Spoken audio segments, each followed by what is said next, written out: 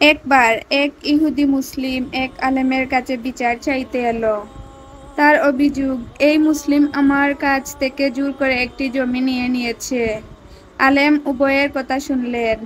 ইহুদি প্রমাণ দিল, কাগজ দেখালো, কিন্তু মুসলিম লোকটি কিছুই প্রমাণ করতে পারল না।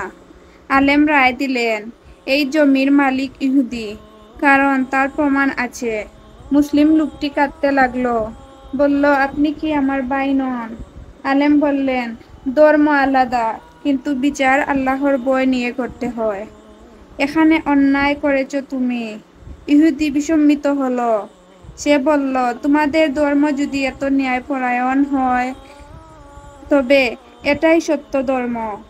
সেই মুহূর্তেই সে কলেমা পাঠ পাঠ করে ইসলাম গ্রহণ করল। ন্যায় বিচার এমন একটি শক্তি যা হৃদয় বদলে দেয়, এমনকি শত্রুকে ও ভাই বানিয়ে তোলে।